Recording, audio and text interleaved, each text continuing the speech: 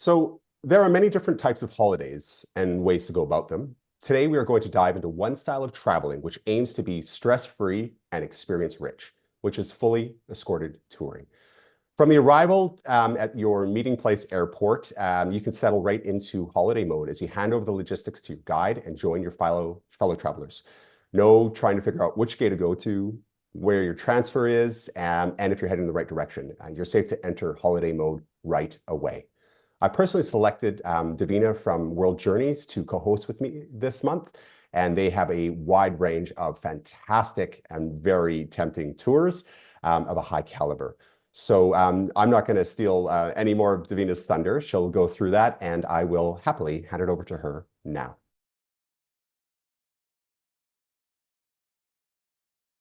Thank you very much, Ron. Well, I'll just get the screen share going here.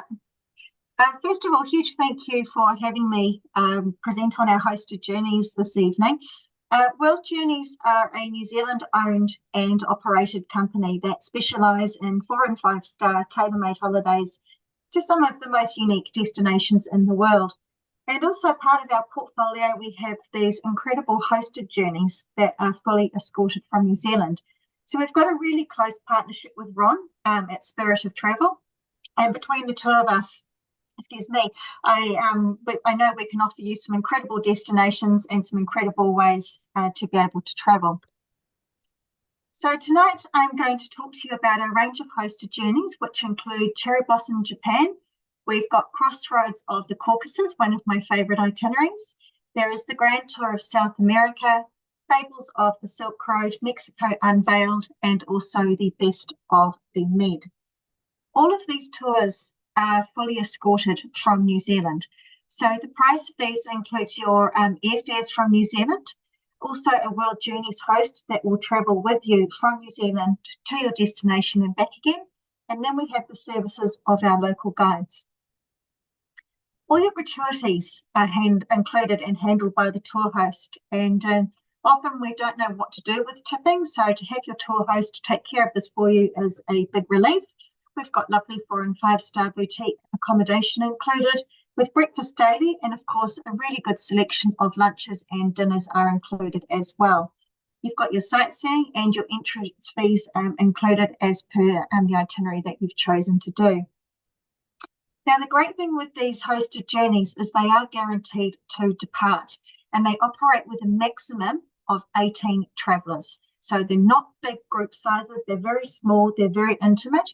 And whilst we've got some terrific inclusions, there is plenty of time for yourself on these trips as well. So you're not going to have days completely jam-packed full of sightseeing. It's really important that you've got your time to yourself. We like to stay in some very unique accommodation options as well. And so you might find yourself embracing Japan's culture at one of those beautiful ryokans.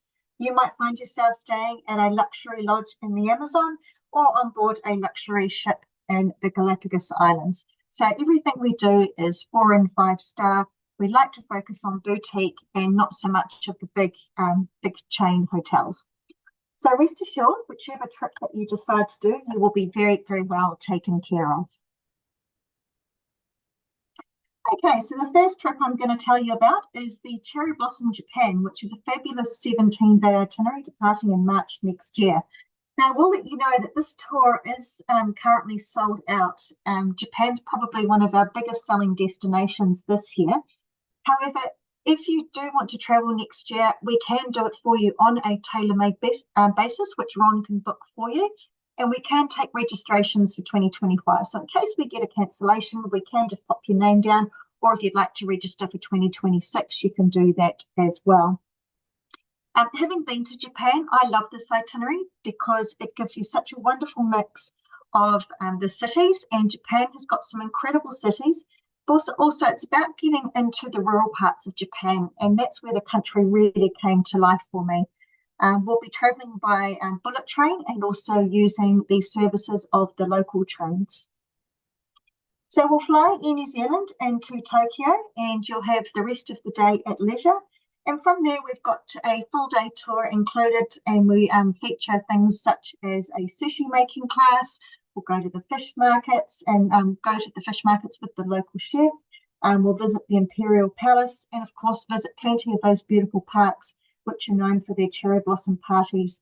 And it's not uncommon to see more than 1,000 cherry blossom trees in these lovely parks.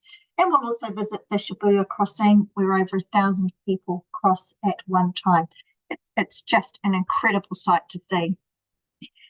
Getting out of Tokyo, we'll travel by bullet train through to Yudanaka, which is a beautiful spa town in the Japanese Alps.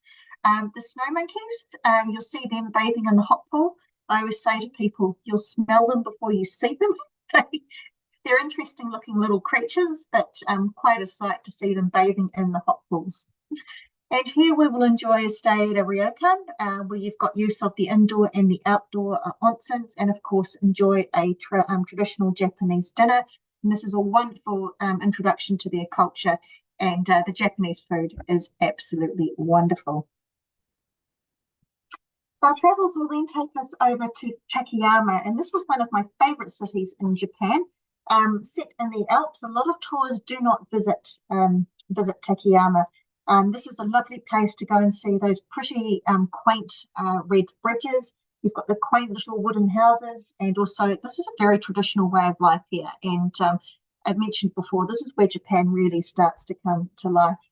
We'll also visit a wasabi farm, and you'll see pictured here the Matsumoto Castle, which is one of the most spectacular in Japan. So you're going to get a really lovely mix on this tour. Another one of my favourite sites in Japan was the wonderful town of Shirakawaga, and this is a UNESCO World Heritage Site, famous for its traditional houses, and some of these more than 250 years old. When I went to Japan, these were all covered in snow, and it looked like the most spectacular little gingerbread village. But of course, when you're here in the cherry blossom season, it's very green, it's very sunny, it's very, very pretty, and it's a wonderful place to go and get some photographs. On to Kanazawa, another favourite town. You're going to hear this a lot with this presentation. There's so many favourite places because Japan's got so much to offer.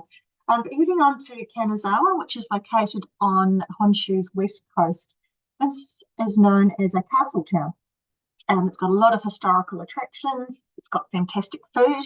It's quite famous for its crafts, including things like the gold leaf and also these wonderful ceramics. But one of the biggest highlights here would have to be the Kenroku Gardens. Hands down, I think probably one of Japan's most beautiful gardens, and you'll have quite a bit of time here to explore. We'll also go to a gold museum, visit a samurai house, and also some of the local markets. The shopping in Japan is fantastic, and you can buy some really unique gifts. I had a beautiful knife made there, and I bought some incredible pottery as well. Kyoto is always a highlight on everyone's trip to Japan, so we had to include it in the itinerary. It's nicknamed the cultural heart of Japan because it's got incredible Buddhist temples, more beautiful gardens, and also lots of colourful shrines here. It's great for photography with places like the bamboo grove. We've also got the beautiful lanterns there with the cherry blossom.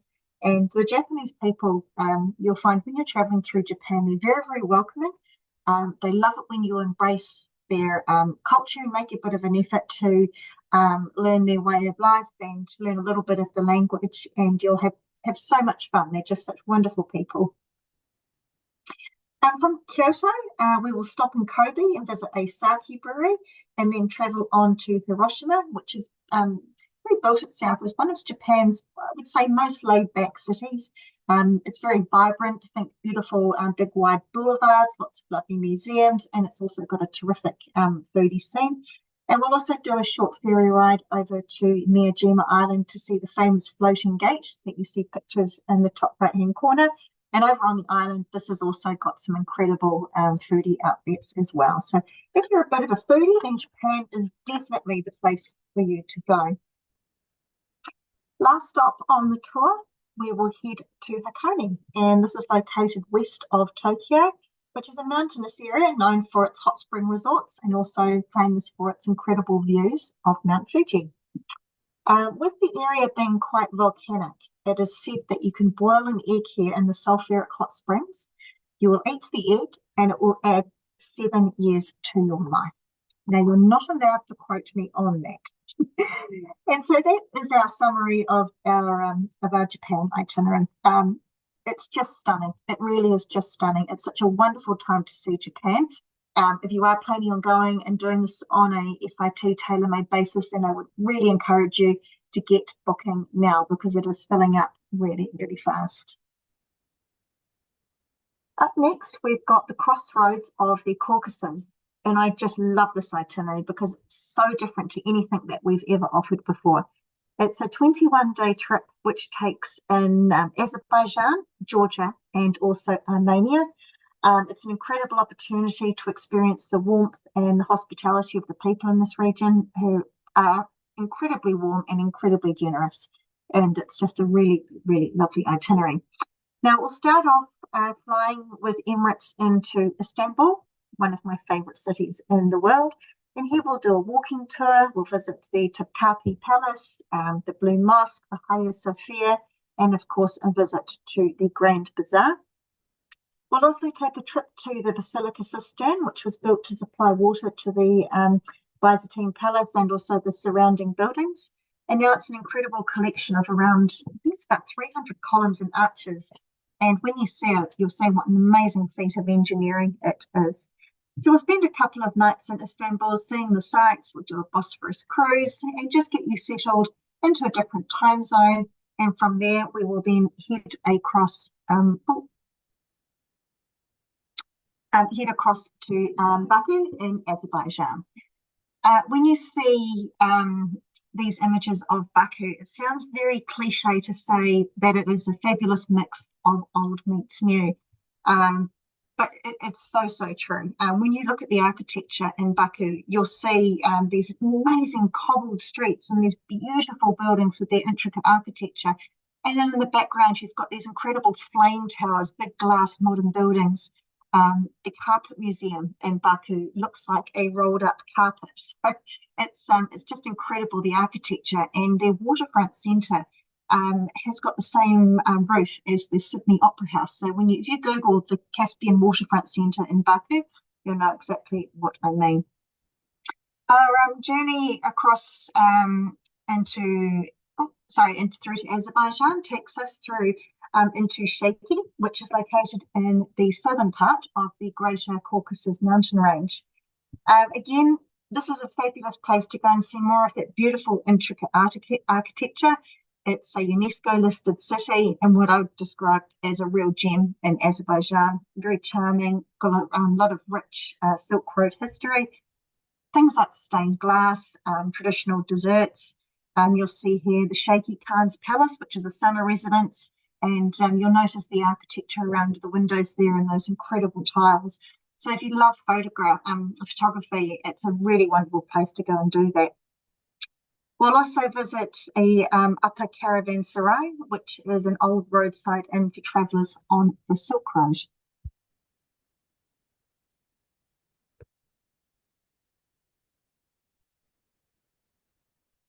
Okay, heading towards the border and towards Georgia. So we'll travel from Azerbaijan across into Georgia, into the Kakheti region. And when we transfer between the borders, we will have our local guides that will facilitate the border crossings.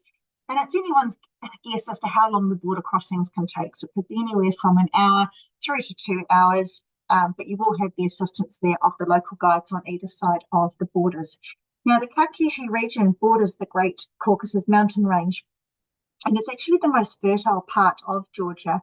It was also known as the birthplace of viticulture, and so here we get to enjoy lunch with a local winemaking family and also enjoy some spectacular views before heading over to Telavi for the night.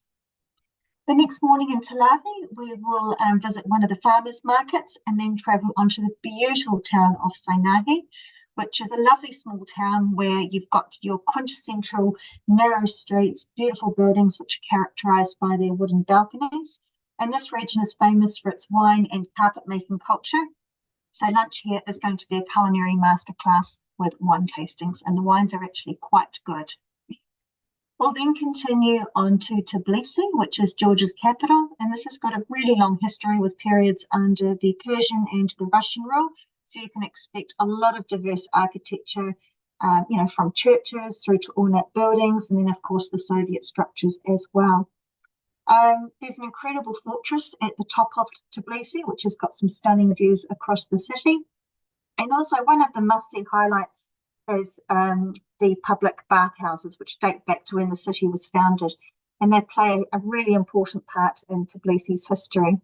Fun fact for you, bathing in the bathhouses in Tbilisi is said to give people ageless beauty and relief from aches and pains. So I think I will spend a considerable amount of time here. Other highlights in Georgia, traveling through to Meskheta, Vazia, and Gore. Meskheta is one of the ancient capitals of Georgia, and it's home to several UNESCO World Heritage Sites. And it's also one of the oldest cities in Georgia, as well as being one of the oldest continuously inhabited cities in the world. Now, there's over 100 castles in Georgia, but the town of Varzia's got one of the most impressive castles, which is the Rabat Castle. We'll also travel over to Gore, which is the birthplace of Soviet leader Joseph Stalin, and we'll visit the Stalin Museum, which has got a wonderful collection of his life and work. We'll also see the house where he was born, and a highlight for a lot of travellers, of course, is seeing his personal railway carriage. We will then travel through Georgia's northern border via one of the oldest roads in the country. So this is a lovely place to go and see those beautiful high peaks. You've got some terrific rivers. There's the mountain lifestyles of the region. And here we're going to join a Jeep tour to visit the famous Gurgeti Trinity Church. And this is one of the most famous sites in Georgia. Anytime you Google or look up any image of Georgia, this is what comes up. This beautiful church set at the base of the mountain there. So it's just the most incredible picturesque setting. And we'll also enjoy a home-hosted lunch and a dumpling making class. So the dumplings in Georgia are different to what you'd get traditionally in other parts of Asia. They're more like a twisted dough, which is stuffed with meat, fish, and also vegetables and spices. And they are very, very tasty. We'll drive through the Georgia and Armenian border, and we'll also have a stop in Tbilisi for lunch. And once we cross over into Armenia, we'll visit a monastery, which is famous for its unique school of manuscripts, and also a visit to the Children of Armenia Fund. And this is a really interesting place because it's a modern centre which offers free education to rural children. So it's a great opportunity to go and see life out in rural Armenia. Excuse me. And we'll also head into Dilijan, which is located in the northern part of the country. As you can see, this is what's pictured here. It is absolutely pristine. It is just stunning. In this region, you've got spa resorts, beautiful little craft shops, and it's surrounded by an incredible national park. So it's very, very picturesque and a wonderful spot for photography. We'll also visit some lovely little workshops, and you've got plenty of time to wander around the town, take your photographs, enjoy some good food, and go and do a little bit of shopping. Pictured up in the top right-hand corner there, you've got the beautiful Lake Sevan, which is one of the high-altitude lakes. Now, it's set on a narrow peninsula, and it's also one of the biggest lakes in the Caucasus region and one of the biggest freshwater lakes in Eurasia. When you're visiting here, it is worth the steep climb, going up 200 steps to get these incredible panoramic views, and you will be rewarded with a spectacular sight. We'll then continue on to Yerevan, which is Armenia's capital, one of the oldest cities in the world, and it's also known as the Pink City. When you look at the colour of the buildings there, you'll notice that it's beautiful volcanic pink stone that covers its facades. And then we'll also visit the Gani Gorge, which is home to the Symphony of Stones, one of the most impressive monuments which was formed millions of years ago. We'll head back to Yerevan and also enjoy a stop at a monastery, which has got some spectacular views of Mount Ararat. So you're going to see an awful lot on this particular tour, and it's a wonderful opportunity to go and explore some of the lesser visited countries in a very safe way. The Grand Tour of South America. Gosh, this is a huge trip and probably one of my favourite. I was recently in Peru this year, and I took my mum there for a couple of weeks, and I love South America. I really do. We are noticing, though, that South America has become quite popular, and there's only, I think, 2 spaces left on this particular tour. So if it does interest you, I would really encourage you to get in and book early. But it ticks off the big 8 things that you would really want to see and do in South America, and that includes the Amazon. It does a 5-night Galapagos cruise. We'll spend some time in Cusco in the Sacred Valley, going up to Machu Picchu, traveling to Lake Titicaca, down to Buenos Aires, up to Iguazu Falls, and finishing in the incredible city of Rio. And that is all done over 34 days. So it is a big trip, but it's an amazing one. We'll fly Auckland, Santiago, and have a couple of nights in Santiago before heading up to Quito, another one of my favourite cities in the world.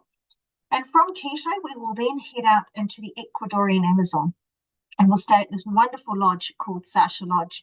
Now, to get here, that is all part of the adventure. So we will take a flight, followed by a 2-hour motorised canoe ride, and then a short walk through the jungle, and then hop on another canoe, and it'll bring you out onto the stunning lake where the beautiful Sasha Lodge is set. Because you are in a remote location, it doesn't mean you're going to sacrifice any of your comforts. You'll see here the rooms are very well appointed. You've got your hammocks, you've got your mosquito nets, and it's all about getting out into the jungle and seeing as much wildlife as you possibly can. Howler monkeys, the butterflies, the spiders, the snakes, all those wonderful little critters. And of course, when you go to see them, it's all done in a very safe manner. I will let you know that whilst this is a bit of a journey to get to, when you go to the Amazon, you want to get as far away from the towns as you possibly can, because it means the wildlife, your chances of seeing wildlife are so much better. From the Amazon, we'll then head out to the Galapagos Islands and enjoy a 5-night cruise. What makes the Galapagos so special? Well, the wildlife out there has never known any predators. You'll notice how different the flora and fauna, the bird and the plant life is on each of the islands. And because you're on a cruise, you'll get to see quite a few of the islands and all the different species that inhabit them. You'll have the opportunity to go snorkeling, and snorkeling with sea lions is something that I will never forget. It was very special, and got to see turtles, and we saw whales, and we saw all sorts of wonderful things. So you've got 5 nights out in the Galapagos Islands before heading down to the Sacred Valley. Instead of staying in Cusco, we are staying down in the Sacred Valley, because Cusco sits at an altitude of around 3,600 metres. So to put that in context, that's about the height of Mount Cook here in New Zealand. So to make life a little bit easier, we will descend 1,000 metres down into the Sacred Valley, and it just means the altitude is going to be a little bit easier to deal with. And when you're doing your sightseeing, you'll go and see the incredible agricultural sites of Moray and the beautiful salt pans of Morass. There's over 4,000 salt pans there. When you're doing your sightseeing in the Sacred Valley, you'll gently go up and down in altitude, which means your body's going to acclimatise nicely. But if altitude is still a concern to you, then the hotels do have access to oxygen. And I had a cup of tea and a hit of oxygen before I went out for the day. And it was a really nice way just to sort of clear the head a little bit. When you go to Machu Picchu, a lot of travellers think that from the Sacred Valley, you're going to head up in altitude, but you're actually going to descend down to Machu Picchu. And with that, it means that the change in altitude means a change in the scenery. So it's incredible to see subtropical gardens in the little town of Aguas Calientes, and see hummingbirds and all sorts of wonderful bird and plant life. It's quite fascinating. When you're exploring or going to Machu Picchu, you'll take a train through the Sacred Valley to a little town called Aguas Calientes, of which the name translates into hot waters. And then from Aguas Calientes, we'll take a half-hour bus ride on a switchback road up to the ancient ruins. We'll do a tour there for a couple of hours, and they are putting in some really strict processes and protocols around visiting Machu Picchu now. So you can't just wander off and go and do your own thing. You do need to go in with a guide. But that said, it doesn't detract from the first time that you see Machu Picchu. It's just an incredible experience.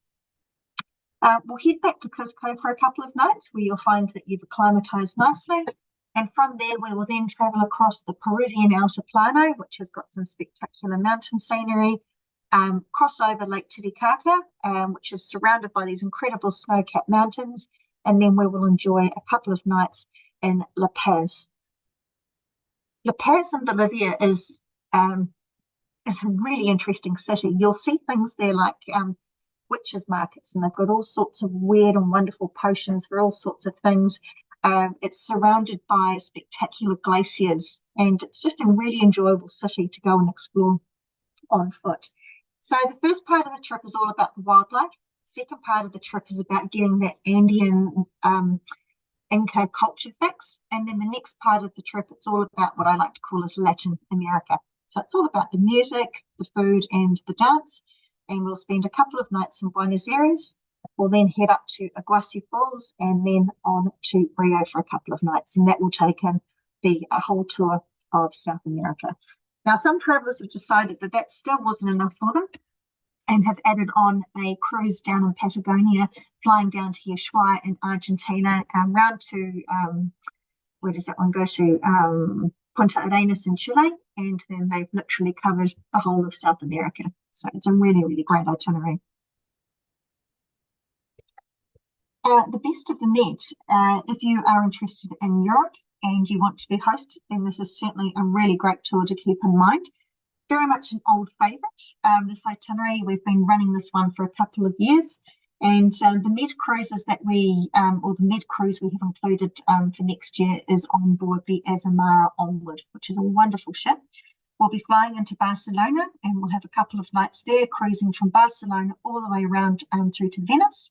And then we've added on some land arrangements in the Cinque Terre and then up to Lake Como. So we'll spend a few nights in Barcelona walking along the Las Ramblas, which is a lovely space to go and explore on foot. We'll visit the food markets, and if you think of huge displays of cheese, fruit, chocolates, you name it, it's an absolute foodie's dream. And then we'll also enjoy a cooking class in Barcelona, and we always get some really great feedback on this. We've got the opportunity to walk the local markets with the chef, learn to make a great range of tapas, and of course enjoy some wonderful wine tastings and sangria tastings while you're cooking. We'll jump on board the Azamara Onward for a 12-night cruise around to Venice. And a couple of highlights on the cruise include Toulon, which is a great place to access Provence, which is only a few hours away. Go and explore those lovely little hill top towns and also those lovely vineyards. Beautiful coastline along here. Think lovely villas, super yachts, and it's a really relaxing way to go and see the Med. We'll also stop in Livorno, which is the great stop if you're wanting to go and explore the countryside. So think, fresh farm produce, cheeses, salamis, olives, and it's also a really good stop for those wanting to go and visit Florence and Pisa as well. It is possible to go and do some of your own excursions if you want, and if you wanted to go and do Rome, just keep in mind that the port is about 45 minutes away from Rome itself. So what I would suggest is book yourself onto one of the shore excursions if you're looking at going into Rome. It just makes it so much easier, not having to, organise your own transfers on the train, etc. And it also ensures that you'll get back to the ship on time as well. You've probably seen some of the videos on the internet, people missing their cruise ships because they've gone off and done their own sightseeing arrangements, and it's not a pretty sight. The cruise also takes you into beautiful places such as Sorrento. I fell in love with Sorrento. That beautiful Italian coastline. It really is just spectacular. Here you can also visit Pompeii. You can visit Capri. It does get busy here, and it's busy for a reason because it's beautiful. We'll also cruise between Italy and Sicily through the Straits of Messina, which is very pretty, taking you through that lovely narrow channel there. So you've got a few options when we stop off in Sorrento, and it's a case of deciding which one you want to do the most. There's certainly some really, really great choices when you're going into Sorrento. After a day at sea, the cruise will stop in Kotor, which was settled by the ancient Romans. It's a really pretty little medieval town, and it's also possible to do a day trip to Dubrovnik from here. I will also visit uh, Copa, which is a lovely medieval town with a real Venetian influenced feel to it. And again, just one of those lovely spots to go and explore on foot. So you don't necessarily have to do every single shore excursion. A lot of these towns are perfect for exploring on foot by yourself, going to find your own great little cafe or restaurant and sitting there watching the world go by. What I do like about this cruise is it departs, the ship disembarks in Chioggia, which is only 25 minutes from Venice. A lot of the other bigger cruise ships now have to disembark over in Trieste, which I think is about a 2.5 hour drive from Venice itself. So this is a much, much better option, only being 25 minutes away. And finishing up the itinerary, we'll spend a couple of nights in the Cinque Terre and also going through to Lake Como. When we get to Lake Como, we've included water taxi passes, and we'll stay a little bit further up the lake in one of the quieter towns, and you've got a few days to go and explore these wonderful places as well. If you want to stay on and go and see a little bit more of Europe after this tour, it's certainly possible to go and do that. You just need to let Ron know, and he can make the arrangements with us depending on what it is that you'd like to see and do afterwards. But that is the wonderful best of the Med. Okay, I better zip through the Silk Road because we've got one more tour to cover after that.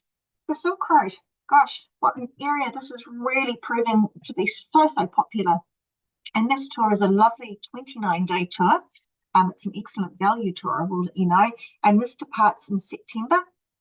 And it's a great opportunity to go and see the 5 stans. So that's including Uzbekistan, Kazakhstan, Turkmenistan, Tajikistan, and Kyrgyzstan. That's a lot of stans. Looking at the itinerary here, yes, it is a busy itinerary. Due to the nature of travel through this particular region, it is a little bit different to some of our other trips. And I say that in the sense that there are a lot of traveling days. The accommodation is going to be best available in a lot of the regions, but it will always be clean and it will always be comfortable. But it's just worth noting that it is a little bit of a busy itinerary. We'll be flying with Emirates into Dubai, and then from Dubai, we'll head into Almaty, which is in Kazakhstan. Fun fact for you, Almaty means full of apples, and it's a nod to the fact that the city is thought to be the ancestor of the cultivated apple. Contrary to popular belief, Kazakhstan is not the home of Borat, and he was actually banned. However, Kazakhstan Tourism decided to use his catchphrase of very nice to promote their tourism here. And I think what you'll be blown away with when you're traveling through the Silk Road is just how spectacular scenery is. It really is absolutely beautiful. You've got those stunning canyons there. You've got Kalasi Lake, which is just stunning. You know, when the sun is out, it's beautiful. When the sun isn't out, it is still beautiful. So you'll see some real contrasts on this itinerary. Traveling through into Kyrgyzstan, you've got cities like Bishkek, which is quite a cultural mecca with a great art scene, things like ballet, opera. And it's also worth noting that the people of Kyrgyzstan were nomads, and so they moved their livestock through different pastures with the changing seasons. And this has really shaped their culture, from their portable housing, which is known as yurts, through to a very traditional diet. So it's very meat and dairy focused, and they've traditionally done this because of their life on the move. So we'll visit a couple of really interesting sites there through Kazakhstan. It's got a very diverse ecosystem, and this is because of the dramatic change in the country's elevation. So here you can see snow leopard, you can see the Marco Polo sheep, you can see the Kyrgyzstan red deer. And luckily, the government's worked really hard to protect Kyrgyzstan's environment, protect their wildlife, and protect their habitats. So when you're traveling through Kyrgyzstan, you can expect pristine natural landscapes and hopefully some of that really unique wildlife. There's also a lot of initiatives in place that protects and supports the local communities in Kyrgyzstan as well. We'll cross over into Uzbekistan and head into the Fergana Valley, which is known for its exceptional crafts, artisans, those kaleidoscopic bazaars, just think loads and loads of colours and beautiful tiles. We'll also enjoy some of the traditional cuisine here. So Uzbek cuisine involves a lot of grains, a lot of wheat, and plenty of really good bread. So if you're a bread lover like me, you will not be disappointed. One of their traditional dishes is made with, it's a rice dish made with vegetables and meat. And I guess the best way to describe it is it's a bit like a Central Asian biryani. We'll hop over the border into Tajikistan, and we'll visit one of the oldest cities in Asia, and it holds a really important place traveling along the Silk Road, mainly because it was a stopover and also a transport hub. And we'll also have the opportunity to visit Escorted Lake, which has got the most extraordinary teal blue waters, and this is because of its proximity through to the glaciers and the mountains. So really lovely scenery around here. You'll also have the opportunity to get some wonderful photographs of the architecture. Places like Samarkand are just stunning. We'll also go to Bukhara, where you'll see more of those wonderful markets. And the markets are all divided into sections. So you've got the fruit and veg section, there's the dried sweets, there's the nuts, and there's the spices, and it's just an absolute blast to the senses. It's absolutely beautiful. So that is what the Silk Road is all about. Think great food, incredible architecture, stunning mountains, lakes, and we'll also visit Turkmenistan as well.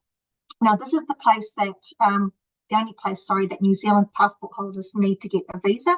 So travelling through the Silk Road has become a lot easier over recent times. We'll head back into Uzbekistan and head into Khiva, and then from there we will then head back home via Dubai. So that is the wonderful Silk Road itinerary, and that is also selling incredibly well. Last but not least, we've got Mexico unveiled, and I just love this itinerary. And the reason I love it so much is people, they say to me, oh, what about Mexico? Is it safe? And they hear all these things about various parts of Mexico, and quite often they're referring to places like Tijuana, which we've not sent people to. This tour is all about getting into the heart of Mexico, experiencing the true warmth and hospitality of the people. It's about getting into the regions where the food is just incredible, not this horrible Tex-Mex stuff that we seem to get here in New Zealand. We've got some beautiful accommodation. I think there's lovely hacienda-style hotels. And the tour itself, yes, it's a very safe tour. We're not going to put a tour together if it's not safe to go to. And we'll also have our World Journeys host, and you've also got the services of the local guides travelling with you throughout the itinerary. A couple of highlights of the Mexico tour. We'll arrive into Cancun via Houston, and we will visit the impressive ruins of Tulum. These are perched on a cliff overlooking the Caribbean Sea, and you've also got the incredible walled Mayan archaeological site in Tulum National Park. We'll also visit the Baikal Lagoon, which is famed for its incredible shades of blue, and also visit the historic town. So you've got a little bit of time to explore there. Visit one of the cenotes, which is a natural sinkhole set in limestone. Here, if you want to go for a little bit of a walk and then jump into the waters and go for a nice cooling dip, you can do that. So it's a very nice, relaxed way to start the tour. Chichen Itza, excuse me, it's a very famous site. It's set in the jungle, also known as one of the new 7 wonders of the world. And the complex includes many ruins, including the massive step pyramids, and you've also got the graphic stone carvings. The site itself is very, very well preserved, and it includes a visit to a sacred cenote where human sacrifices to the gods were once made. So there's a lot of history throughout there. The beautiful city of Merida, this was established around 500 years ago, and it's now the social and economic centre of the Yucatan Peninsula. When you're walking through Merida, you'll notice the lovely large town squares, the tree-lined boulevards, the beautiful big European style of mansions. And when we're in, excuse me, when we're in Merida, we'll be lucky enough to be there when the Day of the Dead festival is happening. And this honours the lives of the loved ones who've passed away. So a wonderful opportunity to get a taste of the local atmosphere there. We'll also travel on to Campeche, which is another beautiful, historic and lovely walled city. You've got that nice Baroque architecture there. You've got the 17th century hilltop forts. We've included a couple of afternoons at leisure throughout this Mexico itinerary. Because these towns are so charming, you want to go and see all the key sites, but you also want plenty of time to go and do a little bit of your own thing, and you'll have your host there to guide you along the way. I've mentioned the food before on this tour, but I'll mention it again. It's not just about that Tex-Mex style and a plate of nachos or something. This is beautiful, fresh food, and it really is just so, so wonderful. And we've included some culinary classes along the way when we're doing this itinerary. San Cristobal, this is a beautiful highland town in the southern Mexican state of Chiapas. It's well known for its very well preserved, I should say, colonial architecture. So you've got the beautiful cathedrals there. It's also got some really great textiles. So you can travel up into the highlands there, go and do a really nice little walking tour, go and buy some beautiful handicrafts.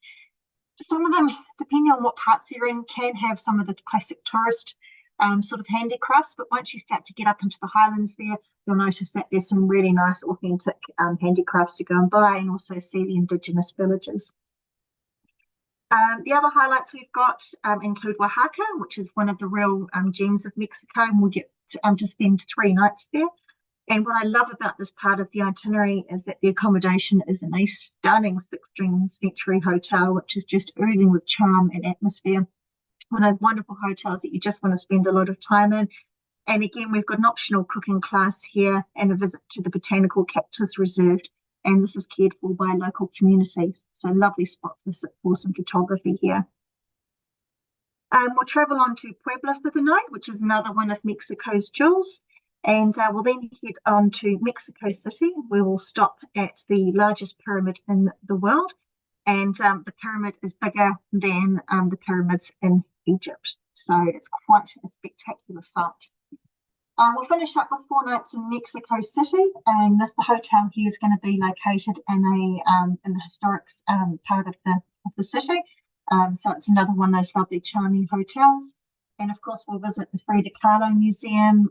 We've got the opportunity to take a boat ride along some of the ancient canals, visit the cathedrals, visit the Museum of Anthropology, and this is where it's a great opportunity to go and see some of those really great treasures of the Aztec and the Mayan cultures. So that is a really lovely tour. Wonderful, wonderful. Thank you so very much.